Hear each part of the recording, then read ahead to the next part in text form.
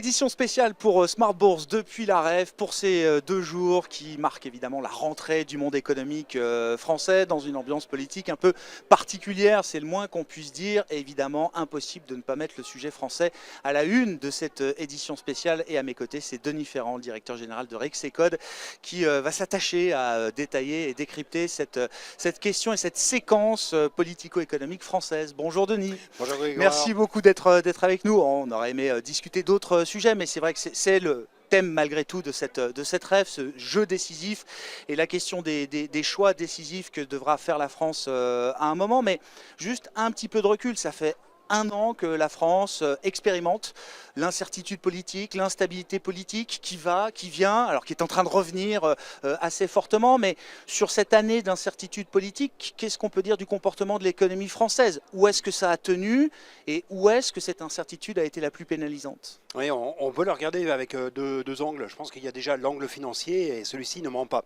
Quand vous prenez le comportement boursier en France depuis la dissolution, vous faites démarrer un graphique à la veille de la dissolution et vous regardez le comportement en France par rapport aux autres Européens.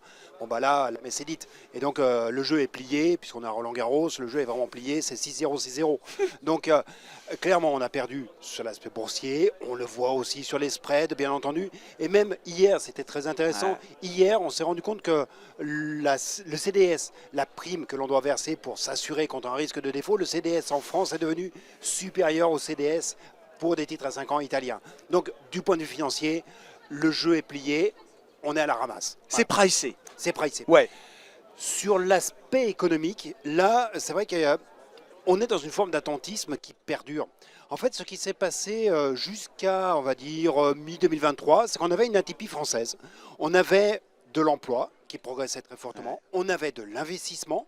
On s'est rendu compte que jusqu'à 2023, on avait retrouvé la tendance de l'investissement en France que l'on connaissait avant le Covid. Et depuis cette période, ça fait maintenant 2 ans que l'on voit que l'investissement s'est cassé. On est sur un recul de l'investissement des entreprises, j'entends, pas de l'investissement immobilier, celui-ci s'était effondré bien avant. Et surtout, ce qui est plus nouveau, là, ça fait maintenant 3 trimestres que l'on a un recul de l'emploi. On est à moins 0,5 sur 1 an pour l'emploi salarié marchand. Ouais. Bon, cette incertitude, elle pèse sur le moral, sur la confiance des ménages et donc la consommation, sur la confiance des entreprises et donc l'investissement. J'allais dire, à court terme, pour le conjoncturiste que vous êtes, il n'y a pas de raison que ces incertitudes soient levées ou en tout cas ne continuent pas d'appuyer sur ces sous-jacents de l'économie française. Exactement. Et ce qui est assez intéressant, c'est de voir aussi, parce qu'il n'y a pas que le contexte franco-français qui est handicapant, mais quand on interroge les chefs d'entreprise, on le fait chaque trimestre avec BPI France, on interroge plus de 1000 patrons de PME et de TPE. On leur a posé la question, mais à la fin, qu'est-ce qui est le plus handicapant sur votre activité et on a distingué selon qu'ils exportaient ou pas. Puisque vous avez entendu parler des droits de douane dernièrement. Et en fait, on se rend compte que même pour les industriels ou les chefs d'entreprise qui sont à l'exportation, les premiers facteurs qui sont des inhibiteurs de leur choix d'investissement, de leur choix d'embauche, ça reste les déterminants nationaux. Cette forme d'incertitude, cette indécision politique que l'on a autour de nous qui fait qu'on ne sait pas très bien quel est l'horizon qui se dessine, nous amène à adopter des postures extrêmement prudentes quant à faire des choix d'investissement ou d'embauche. Une question qu'on leur pose également, c'est depuis la dissolution, qu'avez-vous fait des projets d'investissement ou d'embauche que vous aviez? Vous en avez simplement à peu près un tiers qui déclarent avoir maintenu leur projet d'investissement. Les autres les ont soit reportés, soit purement et simplement annulés. Ouais. Pourtant, alors c'est là où c'est l'ironie, je ne sais pas, mais on a eu des chiffres d'activité tout au long de l'été, avec notamment la publication de la croissance du 2e trimestre. La France arrive à sortir encore 0,3% de croissance au T2, Denis. Alors, qu'est-ce qu'il y a derrière ce chiffre et qu'est-ce qui explique quand même aussi cette résilience? Est-ce que le monde économique s'acclimate à cette incertitude politique? Je sais qu'un pays comme l'Italie, alors je n'ai pas repris les chiffres, mais a vécu des dizaines de gouvernements post-Seconde Guerre mondiale. Bon, je ne dis pas que le pays est un modèle aujourd'hui en Europe, mais l'activité économique s'est acclimatée aussi à cette incertitude. Oui, tout à fait, mais c'est peut-être parce que c'est quelque chose qui est un petit peu plus nouveau chez nous par rapport à ce que cela ne pouvait être le cas en Italie. Ça reste un phénomène nouveau. Et puis, vous avez cité le PIB, mais regardez la production industrielle aussi, qui a connu un blip à la hausse extrêmement important en juin. associés à l'aéronautique.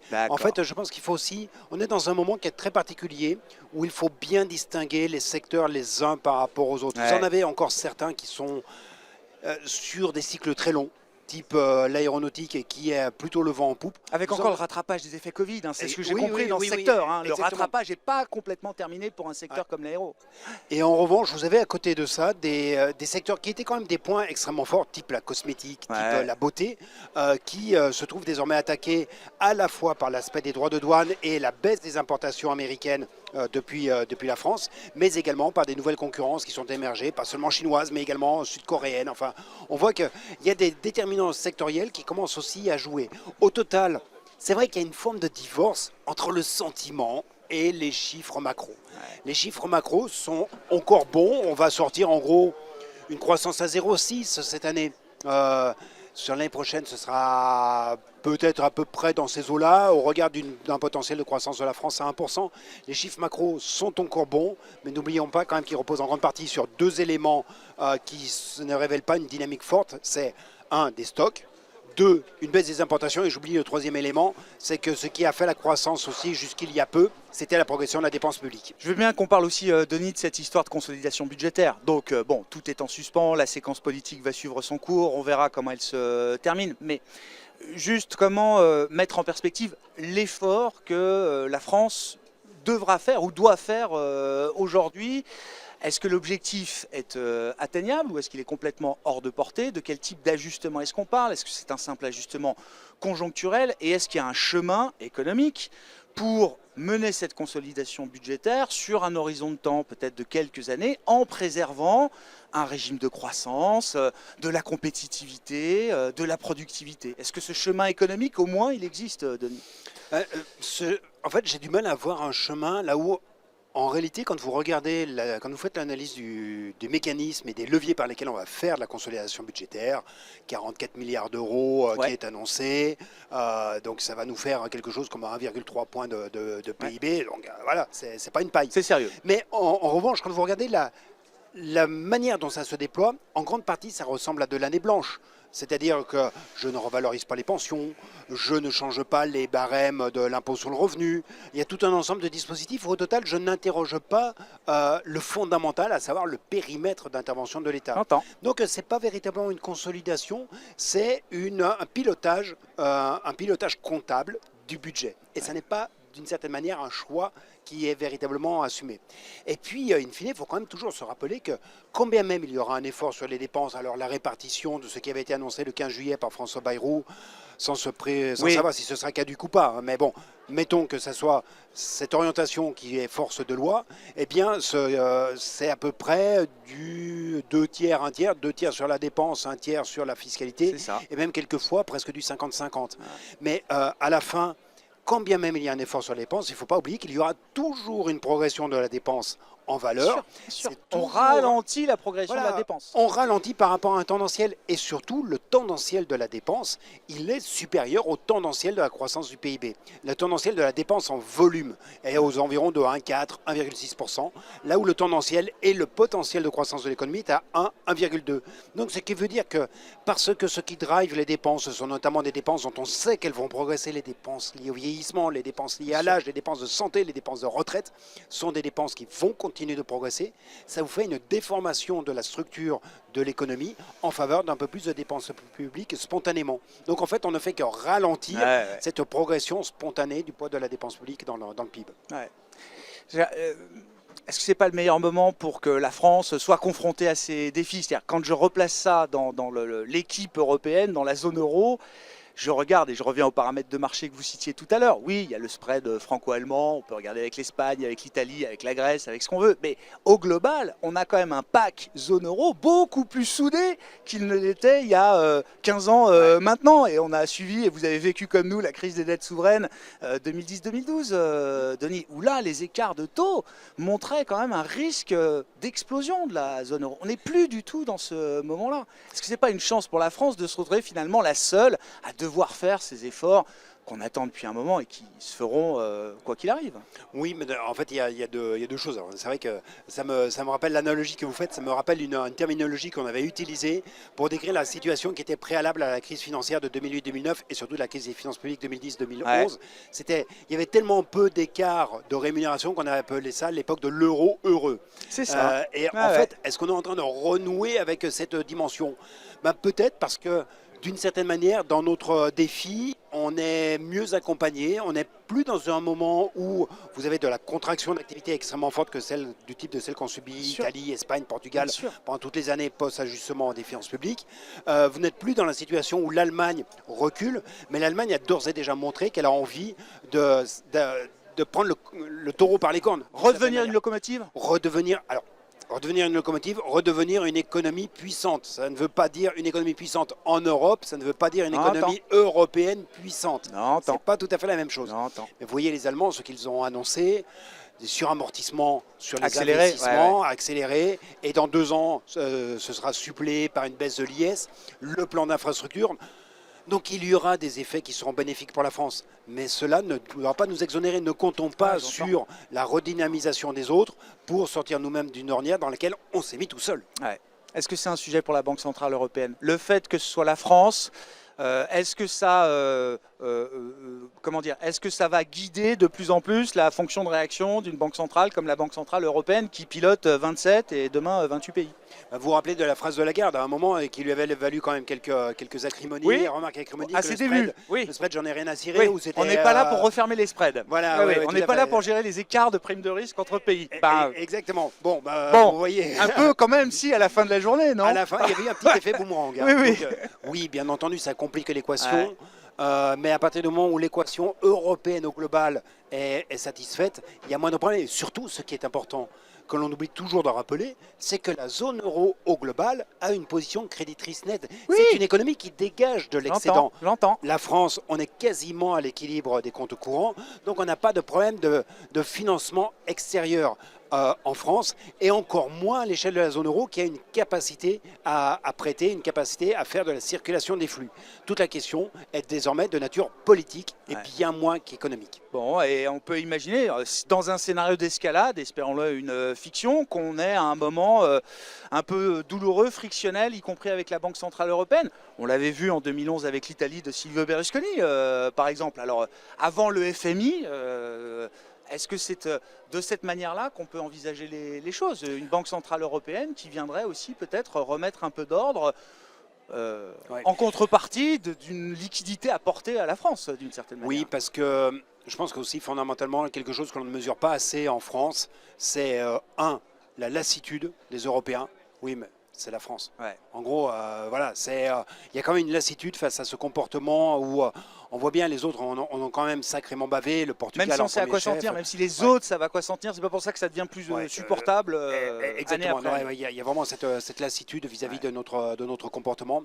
Et puis, on est renvoyé à nos propres turpitudes. Donc, il y a un moment où il faut qu'on redonne de la crédibilité sur ce que l'on veut véritablement faire. Est-ce qu'on ne se met sur une trajectoire qui est crédible? Parce que n'oublions pas que quand même, c'est un petit événement qui intervient en 2025, c'est que quand vous prenez le taux d'intérêt apparent de la dette, en gros, la charge de la dette rapportée à l'encours de la dette de l'année précédente. On va avoir donc ce taux d'intérêt apparent qui prend en compte à la fois la dette passée, enfin les taux de la dette passée et les taux de la dette nouvelle. Eh bien, il va être supérieur à la croissance du PIB en 2025. Ça va être la première fois depuis 10 ans qu'on va être dans cette situation. Et donc, on est en train de passer dans le moment extrêmement critique où la dette croît sous l'effet de son propre poids. Et donc, où on n'est plus dans cette période tout à fait bénie, où la croissance nominale, avec de l'inflation, avec un peu de croissance d'activité, était suffisante pour absorber les taux. Nous, on est en train de sortir de ça, et on connaît le taux marginal. Le taux d'intérêt apparent, il est à 2%. Le taux d'intérêt apparent. Mais le taux marginal, il est à 3,5. Toute nouvelle dette se paye à 3,50 sur du 10 ans désormais. Exactement, c'est bien gentil de dire que la dette ne se rembourse pas, qu'elle se roule, sauf qu'elle ne se roule pas du tout dans les mêmes conditions. Ce que je disais sur les réseaux sociaux, avant le test du 8 septembre, voire du 10 septembre, il y aura un vrai test le 4 septembre, le jeudi 4 septembre, avec une émission de dette long terme qui sera orchestrée, comme chaque fois, par l'agence France Trésor. Un mot pour finir, Denis, du contexte extérieur, avec ces compromis commerciaux qui ont été signés tout au long de l'été par l'administration Trump avec leurs partenaires. J'ai du mal à appeler ça des accords, mais il y a quand même l'idée d'un cessez-le-feu. Ursula von der Leyen, dans son plaidoyer récent, a estimé que, bon, peut-être que l'accord était perfectible, mais qu'au moins cet accord a le mérite d'exister et permettait de soulager un peu de cette incertitude tarifaire pour nos entreprises. Est-ce que c'est comme ça qu'il faut le voir? Et est-ce que cet accord est absorbable? Les conséquences de cet accord sont-elles absorbables sur le plan macroéconomique? Je ne crois pas du tout au cessez-le-feu. Regardez d'ailleurs ce qui se passe sur la tech. Vous avez vu les déclarations incendiaires de Trump hier sur la tech américaine, à savoir que tout pays, toute organisation qui met en place des pratiques restreignant l'exercice de la tech américaine s'expose à une remontée des droits de douane. En réalité, on a montré plutôt notre faiblesse et donc on a plutôt prêté, on a pris une baffe sur la joue gauche et en ce moment la joue droite. Et donc Trump a clairement dit... C'est une ligne de front qui s'éteint pour qu'une autre s'ouvre. Mais bien sûr, et en fait le cessez-le-feu est peut-être sur les mesures générales, mais en revanche, on a montré une forme de faiblesse en n'étant pas en capacité de véritablement négocier un accord donnant-donnant, et ce faisant, eh bien, Trump, comme les Chinois, ne respecte qu'une seule parole, c'est la parole forte. Et malheureusement, nous avons plutôt une parole faible et qui nous expose à ce que le cessez-le-feu ne soit que jamais qu'un cessez-le-feu et certainement pas un armistice. Merci beaucoup Denis. Denis Ferrand qui était avec nous à l'occasion de cette édition spéciale de Smart Bourse depuis la REF, le directeur général de Rexecode. Aussi un mot Denis, là en fin de semaine, donc c'est le front économique, c'est ça? Rexecode participe donc à un front économique. C'est quoi l'objectif de ce collectif, de cette initiative Denis? Le front économique, c'est une initiative qui est partie notamment de Patrick Martin qui a demandé à des économistes et à des chefs d'entreprise c'est bien que les deux mondes se parlent. Mais justement, de faire cette confluence de mondes qui ne se parlent pas forcément très bien. Quelles sont les mesures qu'ils envisagent être fondamentales pour se redonner un peu d'aspiration, pour se redonner un espace de croissance? Et donc, ça a été lancé il y a un an de cela. Cela s'est traduit par la formation de 7 groupes de travail sur des thèmes comment innover, comment travailler plus, quelle politique de transferts sociaux, quelle fiscalité, tout un ensemble de thèmes qui ont été balayés. Il en est ressorti un certain nombre de propositions. Et les premiers résultats arrivent alors? Les premiers résultats arrivent, ils seront présentés vendredi par le président du MEDEF dans les locaux d'une très belle institution qui s'appelle Rexecode. Merci beaucoup Denis Ferrand qui était avec nous à l'occasion de cette édition spéciale depuis la REF à Roland-Garros.